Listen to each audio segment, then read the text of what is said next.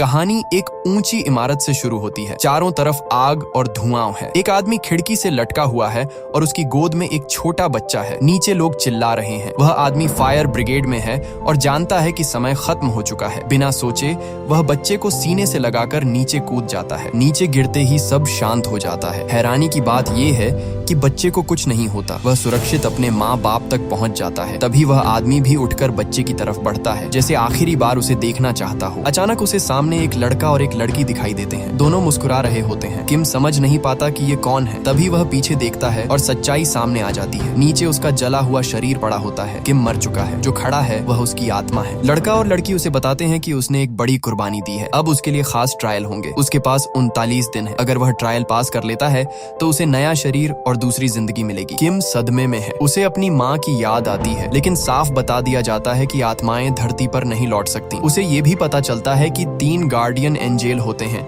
जिन्हें A, B और C कहा जाता है। अगले ही पल उसकी आत्मा एक दूसरी दुनिया में पहुंच जाती है। वहाँ कई और आत्माएं हैं, लेकिन किम को सबसे अलग सम्मान मिलता है क्योंकि उसने एक बच्चे की जान बचाई थी। यहीं से किम की असली परीक्षा शुरू होती है, जहाँ हर फैसला तय करेगा कि उसे दोबारा जिंदगी मिलेगी या नहीं। उसे बताया जाता है कि वह एक पवित्र आत्मा है, लेकिन सिर्फ पवित्र होना काफी नहीं है। खुद को साबित करने के लिए उसे 7 अलग अलग ट्रायल से गुजरना होगा। इन सफर में उसके साथ तीनों गार्डियन एंजल्स रहते हैं, A, B और C। ये सिर्फ गाइड नहीं है, बल्कि हर मोड़ पर उसकी परीक्षा भी लेते हैं। पहला ही ट्रायल ऐसा होता है जो किम के दिल को हिला देता है। उसे उस जगह लाया जाता है जहां उन आत्माओं को पेश किया जाता है जिनकी वजह से किसी की मौत हुई हो, चाहे सीधे मर्डर से या अपनी लापरवाही से। किम नीचे देखता है तो चारों तरफ धधकता हुआ लावा होता है। उसमें हजारों लाखों आत्माएं तड़प रही होती हैं, अपनी सजा काटते हुए। अचानक किम की नजर एक जाने पहचाने चेहरे पर पड़ती है।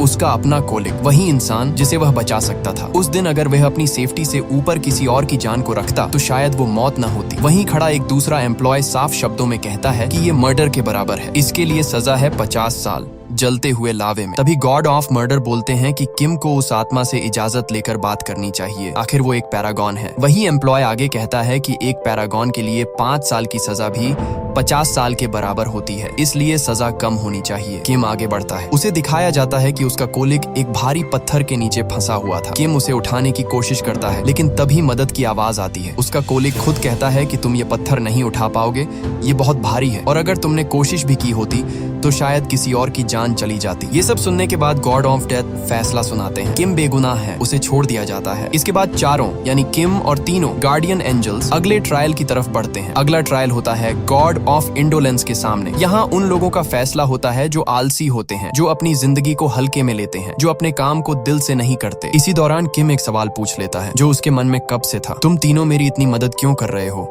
एंजल सी उसे सच्चाई बताती है। अगर वे 49 आत्माओं को पुनर्जन्म दिलाने में कामयाब हो गए तो उन्हें भी दोबारा जन्म मिलेगा, लेकिन किसी भी आत्मा को वापस भेजने के लिए उनके पास 49 दिनों से ज्यादा का वक्त नहीं होता। किम एक पैरागॉन है। ऐसा माना जाता है कि वो 7 ट्रायल्स 49 दिनों के अंदर आराम से पास कर सकता है। इससे पहले ये तीनों एंजल्स 47 आत्माओं को इन ट्रायल्स से गुजार चुके हैं। किम उनकी 48वीं आत्मा है। और अब सवाल सिर्फ किम का नहीं है, उसके साथ साथ इन तीनों की किस्मत भी उसी के फैसलों और हिम्मत पर टिकी हुई है। अचानक किम एक बात साफ कर देता है, वह दोबारा धरती पर जन्म नहीं लेना चाहता। ये सुनकर माहौल और भी भारी हो जाता है, क्योंकि अब उसका दूसरा ट्रायल शुरू होने वाला होता है। इस बार उसे गॉडेस ऑफ इंडोलेंस के सामने पेश किया जाता है। वहाँ उसकी पूरी जिंदगी खोलकर रख दी जाती है। हर वो काम दिखाया जाता है जो उसने किया था, कैसे उसने अपनी जान जोखिम में डालकर दूसरों को बचाया, कैसे दिन रात काम किया, कैसे थकान और डर को नजरअंदाज करता रहा। ये सब देखते ही गॉडेस ऑफ इंडोलेंस का गुस्सा भड़क उठता है। वो किम पर चिल्लाते हुए कहती है कि तुम्हारा असली भगवान पैसा था, तुमने पैसों को ही सब कुछ माना, इसलिए सजा तो मिलेगी। अगले ही पल किम खुद को पानी के ऊपर बने एक लकड़ी के प्लेटफॉर्म पर खड़ा पाता है। नीचे गहरा पानी है और प्लेटफॉर्म धीरे धीरे पीछे खिसकने लगता है। किम संभल भी नहीं पाता कि वह गिरने ही वाला होता है। तभी एंजल A और एंजल B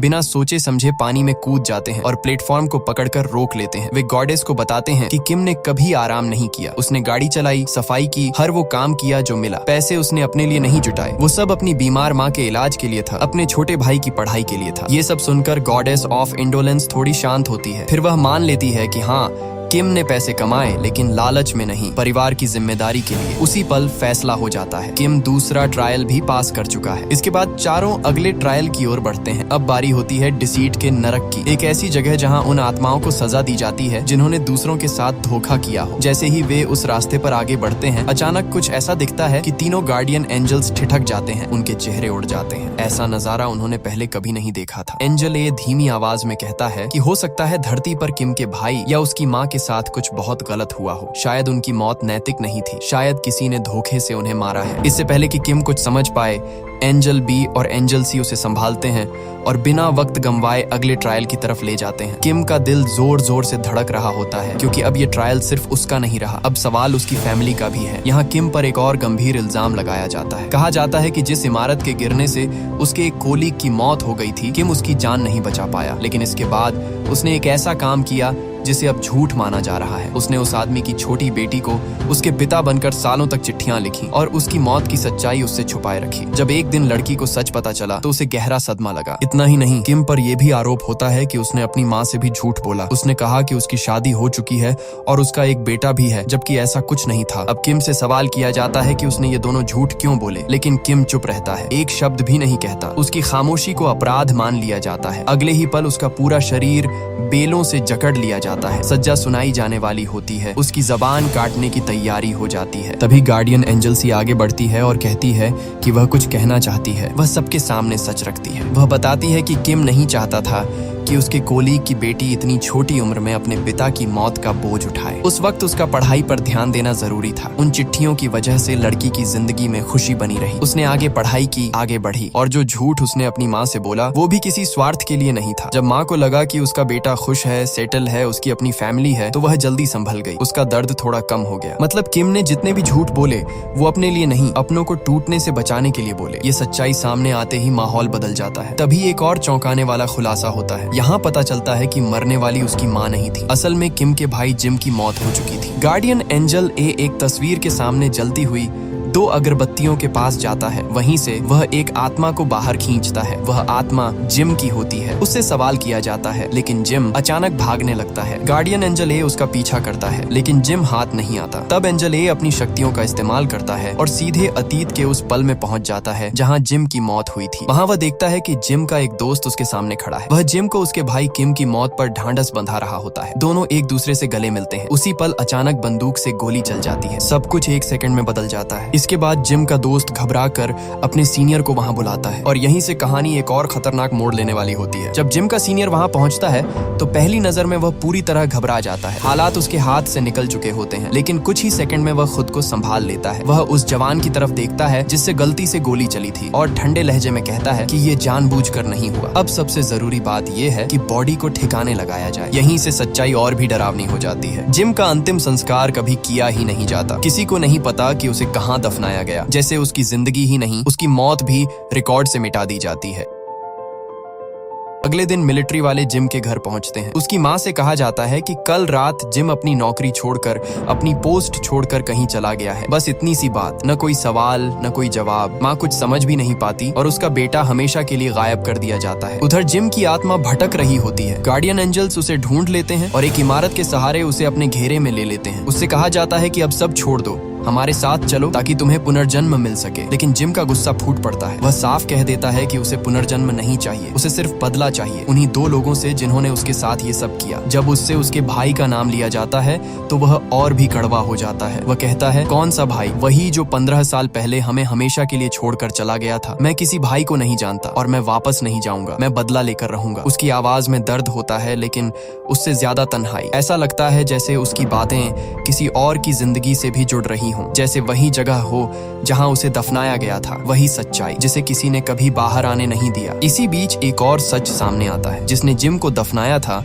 वो उसका दुश्मन नहीं था, वो उसका सबसे अच्छा दोस्त था। वही दोस्त जो आज पछतावे की आग में जल रहा है। उसने ये सब इसलिए किया क्योंकि वो जिम से बेइंतहा प्यार करता था, लेकिन अब उसका बोझ उसकी रूह तक को जला रहा है। वो टूटते हुए कहता है कि उससे ये सब देखा नहीं जा रहा। जिम मर रहा है, तड़प रहा है। वह गार्डियन एंजल्स से मदद की गुहार लगाता है, लेकिन जवाब ठंडा और सख्त होता है। गार्डियन एंजल ए कहता है कि वो ऐसा नहीं कर सकते। इस दुनिया में जीवन और मृत्यु का जो चक्र है उस पर उनका कोई अधिकार नहीं, उसे बदलना उनके नियमों के खिलाफ है। उधर दूसरी दुनिया में किम को दिखाया जाता है कि अब तक वह 3 ट्रायल्स पास कर चुका है, वह आगे बढ़ चुका है, अब उसका चौथा ट्रायल सामने है। लेकिन इस बार कहानी पलट जाती है। चौथा और 5वां ट्रायल किम का नहीं होता, ये ट्रायल किसी और के लिए होते हैं। अब कहानी उन ट्रायल्स की तरफ बढ़ती है जिनका नाम सुनते ही रूह कांप जाए। Hell of injustice, hello on off betrayal और फिर हेल ऑन ऑफ वायलेंस। जैसे ही ये तीनों हेल ऑन ऑफ वायलेंस में पहुंचते हैं, माहौल अचानक बदल जाता है। यहीं किम पर एक ऐसा इल्जाम लगाया जाता है जो सबको चौंका देता है। कहा जाता है कि एक बार उसने अपने छोटे भाई जिम को बेरहमी से पीटा था। उस दिन जिम पहले से ही बीमार था। ये आरोप इतना भारी होता है कि किम के पास कोई जवाब नहीं बचता। वो कुछ कहना चाहता है लेकिन शब्द ही नहीं निकलते। सजा सुनाई जाने ही वाली होती है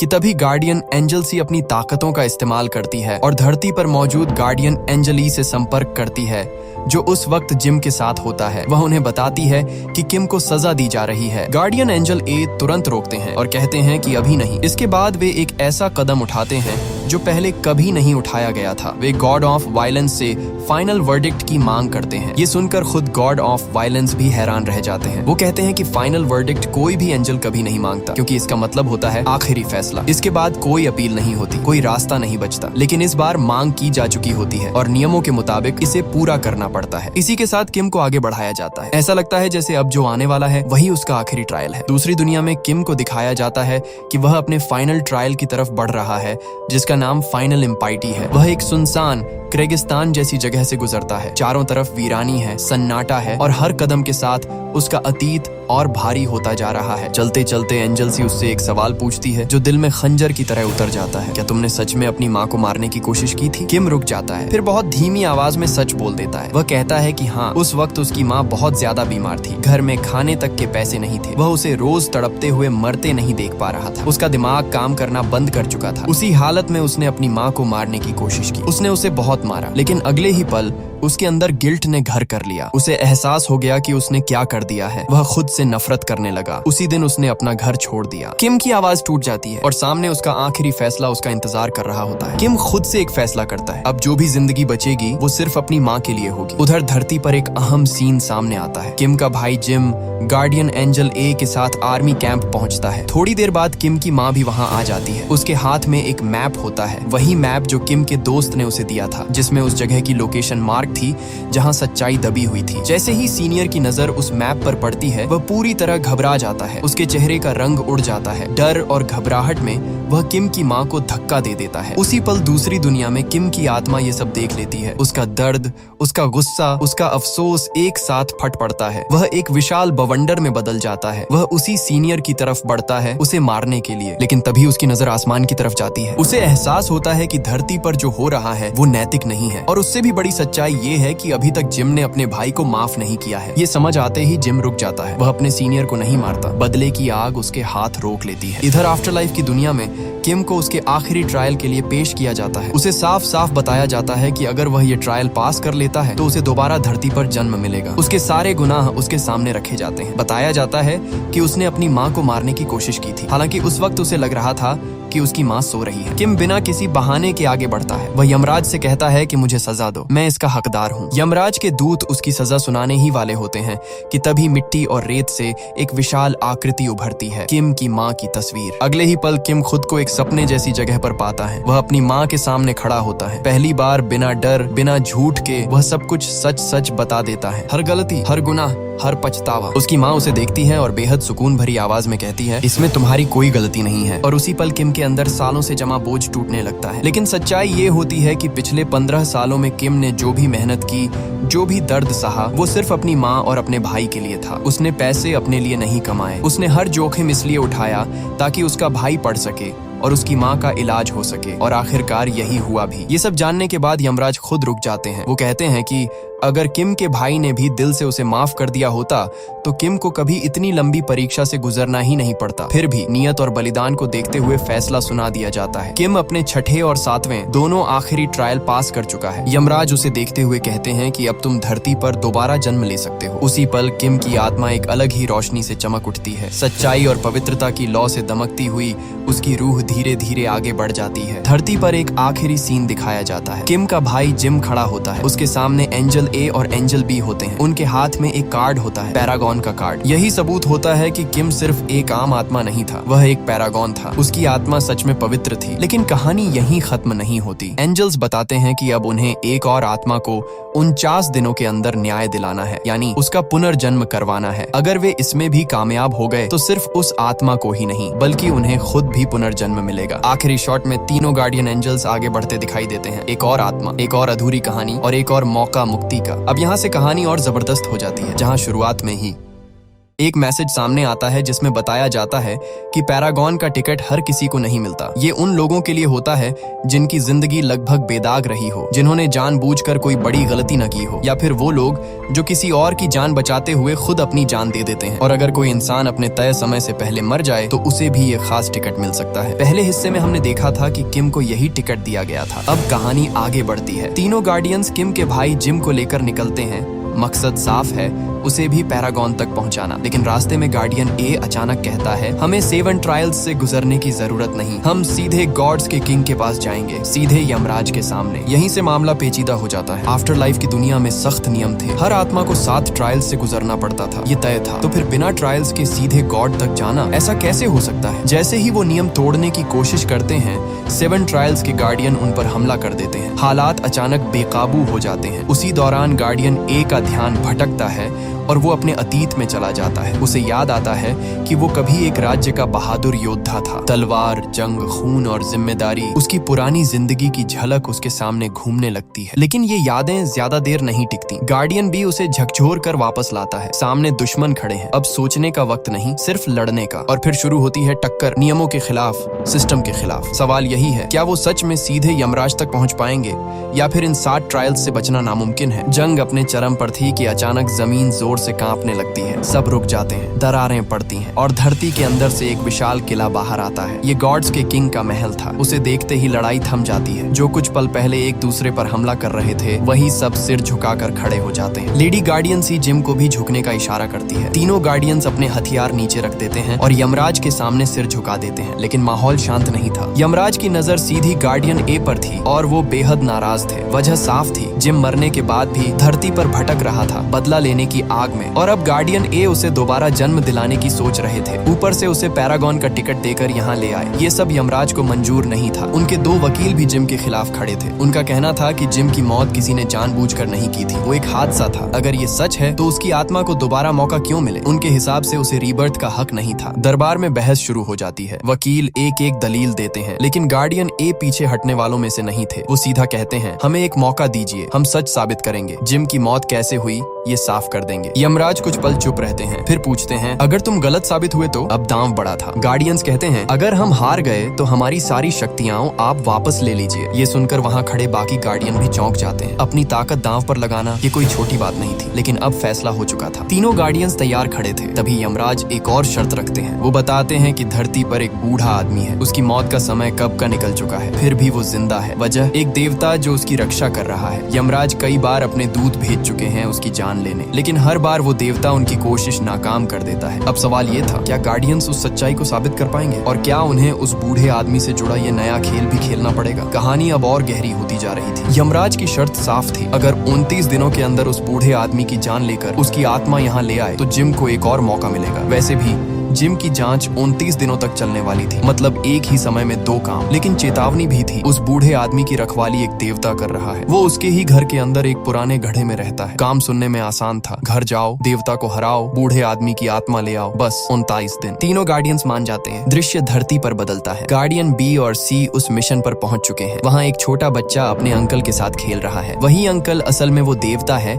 जो बूढ़े आदमी की रक्षा कर रहा है। दिखने में बिल्कुल आम इंसान, जैसे कोई शांत स्वभाव का पेंटर हो। घर की दीवारों पर बनी खूबसूरत पेंटिंग्स उसी की थीं। गार्डियन सी उन पेंटिंग्स को देखकर कुछ पल के लिए अपना मकसद भूल जाती है, जैसे उन तस्वीरों में कोई कहानी छिपी हो। रात होती है। दोनों गार्डियंस बूढ़े आदमी के पास पहुंचते हैं उसकी आत्मा लेने, साथ ही उस पुराने गड्ढे को भी ढूंढते हैं। तभी देवता सामने आ जाता है। वो अचानक गार्डियन सी को पकड़ लेता है। गार्डियन बी घबरा कर कहता है, उसे छोड़ दो, वो अभी बहुत छोटी है। देवता उसे छोड़ देता है। सी दूर जा गिरती है। फिर असली टक्कर शुरू होती है। गार्डियन भी पूरी ताकत लगा देता है, लेकिन देवता की शक्ति के सामने वो टिक नहीं पाता। आखिर दोनों गार्डियंस झुक जाते हैं, माफी मांगते हैं, कहते हैं हमें नहीं पता था आप कौन है। देवता शांत आवाज में सच बताता है, वो भी कभी उनकी तरह गार्डियन था, लेकिन यमराज ने उनकी यादें मिटा दी, इसलिए उन्हें अपना अतीत याद नहीं। फिर वो असली वजह बताता है, वो छोटा बच्चा उस बूढ़े आदमी का पोता है। इस दुनिया में उस बच्चे का कोई नहीं सिवाय उस बूढ़े के। जब तक बच्चा बड़ा नहीं हो जाता वो अपनी ड्यूटी से पीछे नहीं हटेगा। कुछ ही दिनों में वो बच्चे का स्कूल में दाखिला करवा देगा, उसके बाद जो होगा देखा जाएगा, लेकिन अभी नहीं। और यही मामला उलझ जाता है। एक तरफ यमराज का आदेश, दूसरी तरफ एक देवता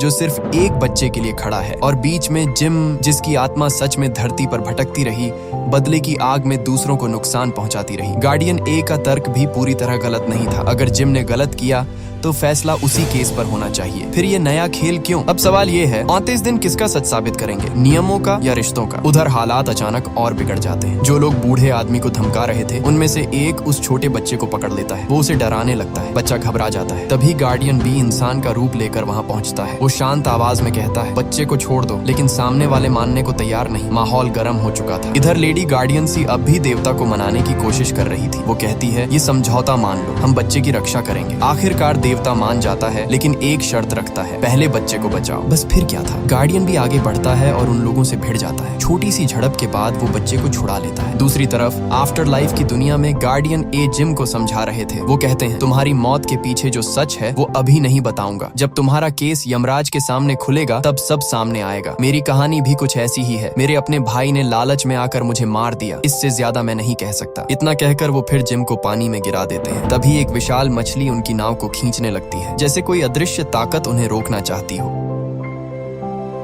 धरती पर वापस गार्डियन भी देवता से अपनी सच्चाई जानना चाहता है। वो कहता है, मुझे बताओ मैं कौन था, मेरा अतीत क्या है। देवता उसकी कहानी शुरू करता है। तुम एक बहादुर और ताकतवर योद्धा थे। दुश्मन तुम्हें देखकर भागते थे। लोग तुम्हें व्हाइट कैट कहते थे क्योंकि तुम अपने गले में जंगली बिल्ली की खाल पहनते थे। ये सुनकर गार्डियन बी के चेहरे पर गर्व साफ दिखने लगता है, जैसे उसे अपना असली रूप वापस मिल रहा हो। इसी बीच आफ्टर लाइफ में गार्डियन ए जिम को एक डरावनी जगह पर ले जाते हैं। वो बताते हैं, यहाँ उन लोगों को सजा मिलती है जिन्होंने अपनी जिंदगी बर्बाद कर दी। शायद तुम भी उसी श्रेणी में आते हो। तुमने अपने भाई किम की कमाई पर पढ़ाई की थी, तुम्हें जवाब देना होगा। लेकिन फिर वो धीरे से कहते हैं, मैं तुम्हें यहाँ से बचाऊंगा, तुम्हें दोबारा जन्म दिलाऊंगा। बस ये याद रखना कि मैंने तुम्हारे लिए क्या किया। अब सवाल ये है, क्या गार्डियन ये सच में जिम की मदद कर रहे हैं या कोई और खेल चल रहा है? और अगर हर किसी का अतीत इतना भारी है तो असली गुनहगार कौन है? जिम सब सुनकर साफ कह देता है, मुझे दोबारा धरती पर नहीं जाना। इधर धरती पर गार्डियन बी और सी देवता से पूछते हैं, तुम इस बच्चे के लिए इतना सब क्यों कर रहे हो? देवता शांत होकर सच बताता है, बच्चे की माँ मर चुकी है, पिता ने बहुत कर्ज लिया और फिर भाग गया। इन हालात ने बच्चे को अंदर से तोड़ दिया। वो बीमार रहने लगा। देवता पहले उसी घर के एक घड़े में रहता था, लेकिन जब उसने बच्चे की हालत देखी तो चुप नहीं रह सका। इंसान का रूप लेकर उसकी रक्षा करने आ गया। इस दुनिया में उस बच्चे का सहारा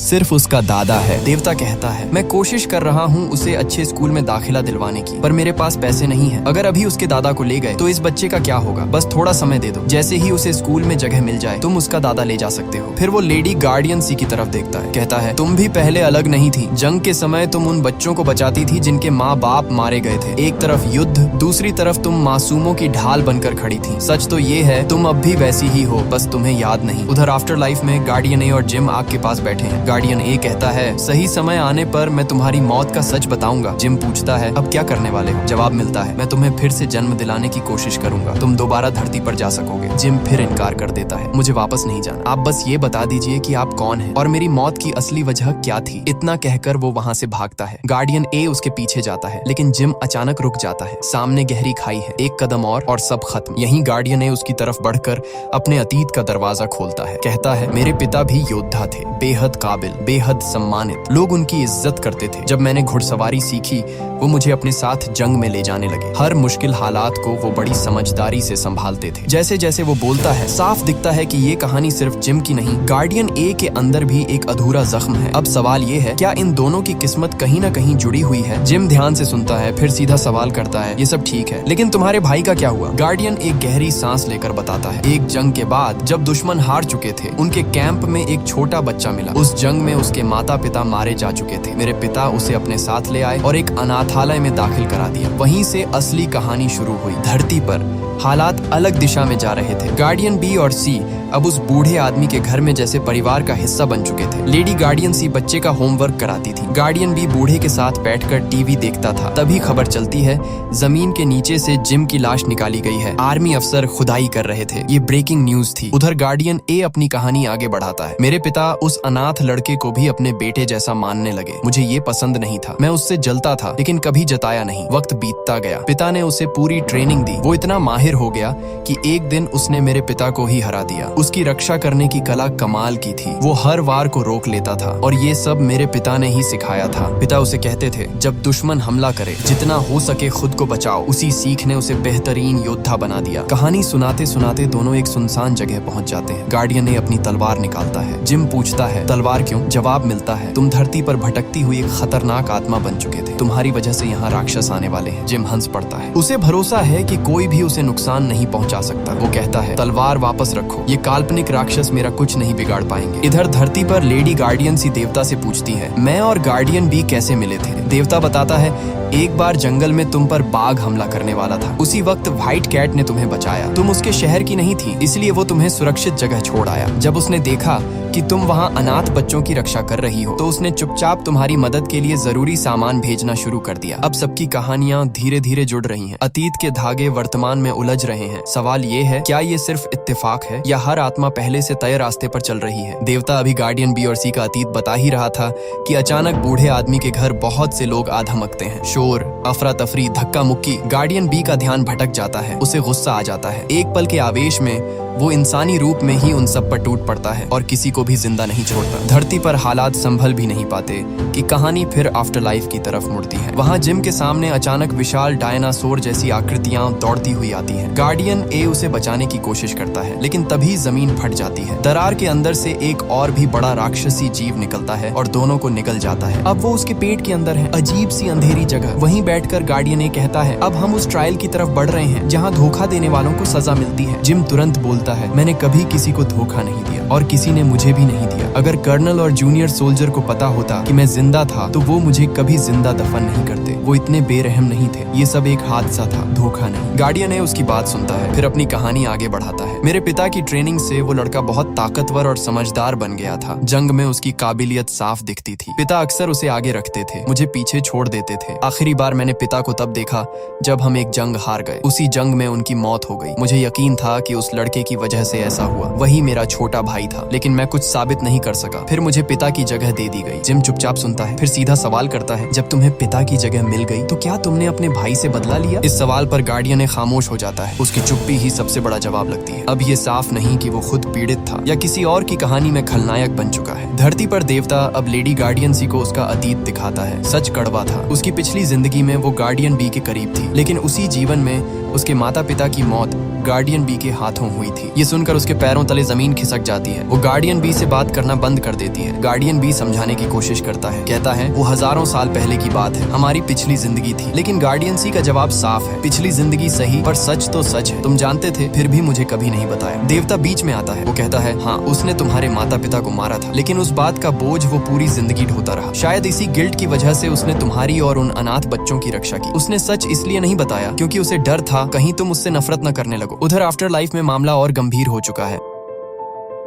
गार्डियन ए जिम को उस अदालत में ले आता है जहां धोखे के मामलों का फैसला होता है। वहां के वकील कहते हैं ये आत्मा धरती पर भटकती रही, इसे सजा मिलनी चाहिए। गार्डियन ए विरोध करता है। वो कहता है जिम को जानबूझकर मारा गया था। ऊपर बैठे देवता पूछते हैं क्या कोई सबूत है? गार्डियन ए जवाब देता है एक गवाह है, एक जूनियर सोल्जर। सवाल आता है क्या तुम एक जिंदा इंसान को यहाँ ला सकते हो? गार्डियन ने बिना झिझक हामी भर देता है। दृश्य धरती पर कट होता है। वही जूनियर सोल्जर अस्पताल में कोमा में पड़ा है। उसी की गवाही पर केस टिकेगा। उसे सब कुछ सपना लग रहा है लेकिन उसकी आत्मा सच में आफ्टर लाइफ में पहुंच जाती है। अदालत में उससे पूछा जाता है जब तुमने जिम को दफनाया क्या तुम्हें पता था कि वो जिंदा है? सोल्जर की आंखों के सामने यादें घूमती हैं। सच ये था कि जब उन्होंने जिम को दफनाया तो उसके हाथ हिलते देखे थे। उन्हें एहसास था कि वो अभी जिंदा है लेकिन डर, आदेश और कमजोरी ने उन्हें रोक दिया। फिर भी अदालत में वो झूठ बोलता है। कहता है मुझे कुछ नहीं पता था, मुझे नहीं मालूम था कि वो जिंदा था। गार्डियन ए उस पर दबाव डालता है, पूछता है झूठ क्यों बोल रहे हो। तभी वहाँ के देवता को गुस्सा आ जाता है। वो कहते हैं यहाँ फैसला मैं करूंगा। जिम को एक पारदर्शी बॉक्स में खड़ा कर दिया जाता है, उसमें पानी भरना शुरू होता है, जैसे उसके सच के साथ उसकी सांस भी डूब रही हो। उसी बीच गार्डियन ए सवाल पूछता रहता है, दबाव बढ़ता जाता है। आखिरकार जूनियर सोल्जर टूट जाता है। उसके आखिरी शब्द होते हैं, मुझे माफ कर दो। उसी पल धरती पर उसका शरीर दम तोड़ देता है। इंक्वायरी वहीं खत्म हो जाती है। गार्डियन स्तब्ध खड़ा रह जाता है। सच सामने आया, लेकिन बहुत देर से। एक जान चली गई, फैसला अधूरा रह गया। अब सवाल ये है, क्या सच की कीमत हमेशा किसी की मौत होती है? सीन फिर से अर्थ पर आ जाता है। हम देखते हैं कि देवता और दोनों गार्डियन जो बाहर गए थे